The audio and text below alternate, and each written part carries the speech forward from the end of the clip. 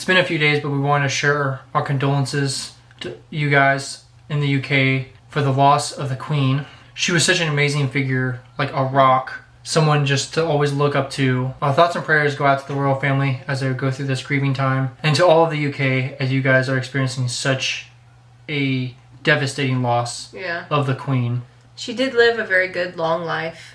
She was beloved by a lot of people, it seemed. I really loved how a lot of people claimed her as their grandmother.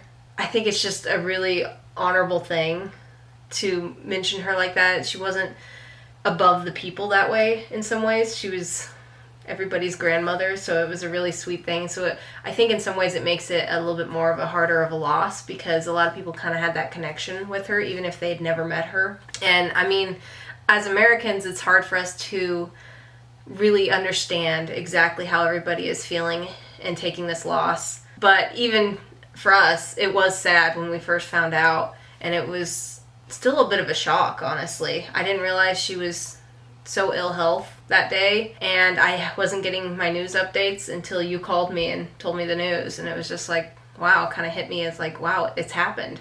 A lot of people said this day would never come, and it kind of felt like it might never come.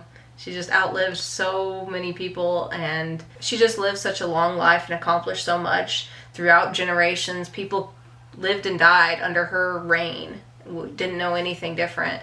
And so being in the generation where that has changed seems like a big deal. So we just wanted to take this time to remember her. The Queen was such an amazing person, though, and the fact that she reigned so long, that she started at such an early age and reigned for so long, and just has been this constant in people's lives. Mm-hmm. That being gone now is just, I don't know, I can't even think of how to put into words. Yeah, it's such a change, it seems. She was such an amazing person. I only know a little bit about her, but she had like just so many speeches, so many things that she was involved with, so many good things that she did. It's just like an endless list. Yeah. You can just scroll forever on like the stuff about her and how it's just amazing how beloved she was. But also I think a lot of people do forget that she was also a mother and a grandmother and a great-grandmother, as well as, like you said, like a grandmother to the people as well. To the whole country and the nations. It's just weird to think, though, like that Winston Churchill was her first prime minister. And also the fact that she worked so hard, literally her whole life in this role. Like, she didn't give it up. She never quit. Like, literally, she was still doing her duty, like, up to the day of her death. Yeah, like, wasn't it just a couple days before? She had just met with the new prime minister. Yeah. So it's just, that level of servitude is so respectful. Very admirable. And incredible. And I don't think there's hardly anyone else that would be like that. I mean, I absolutely think that she would be like 1 in a billion people. For sure. But we are going to take a minute and listen to her very first birthday speech, where she devotes her whole life to this role. And the fact that she actually lived it is just so respectful and so amazing. And saying all this from such a young age and still being able to carry it out is really impressive. On my 21st birthday, I welcome the opportunity to speak to all the peoples of the British Commonwealth and Empire, wherever they live, whatever race they come from, and whatever language they speak. I declare before you all that my whole life, whether it be long or short, shall be devoted to your service and to the service of our great imperial family to which we all belong. But I shall not have strength to carry out this resolution alone unless you join in it with me, as I now invite you to do. I know that your support will be unfailingly given. God help me to make good my vow, and God bless all of you who are willing to share in it.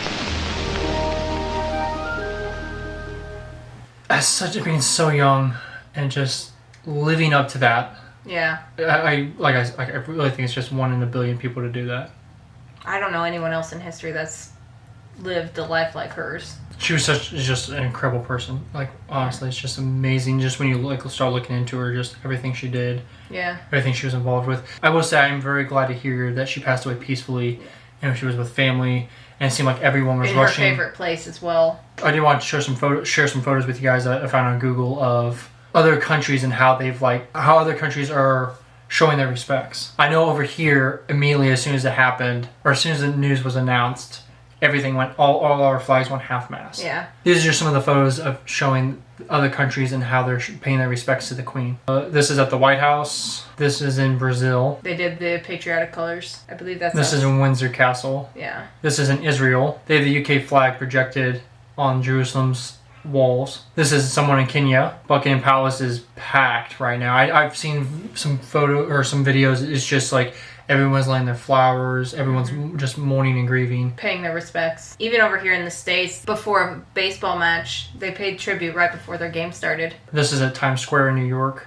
This is outside in London. This was taken took outside the British Embassy. And this was the embassy in Ukraine. Yeah, these are just some of the flowers. And it's just like Piles and piles of flowers in tribute to her. But there's even more photos of like New Zealand. The military did a huge, I think it was like 96 gun salute for her. Australia, Japan, even the embassies in Russia. It's such a worldwide event. Even with how much the war has changed, it's crazy to think that she was alive and served during World War II. And the fact that that generation is passing, but she was probably one of the last people really representing that time. Yeah. Just been like that one constant in life. Yeah. For almost 100 years. Like, it was 7 years for her reign, but it just, I don't know. It's like, yeah, it's going to be a huge void, and I don't know if you can truly fill it. And one thing that I was actually, the most thing I was really surprised that there was actually even any hate going on about surrounding her death. And it's really sad to see. And for those in the UK that are mourning this, just, if you see anything like that, just absolutely ignore it. Just don't give any of the haters any attention or mind. Absolutely just, like, scroll past it, or like wherever you hear it, just turn it off and just ignore it, because people are going to have their opinions no matter what the scenario is. But I can't even believe that you would have hate for the Queen.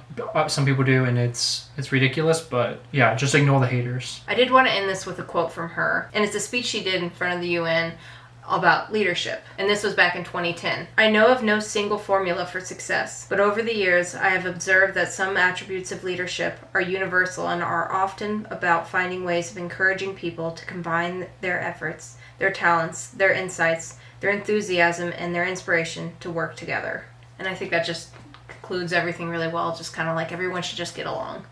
No matter if she's your queen or not, people can still get along.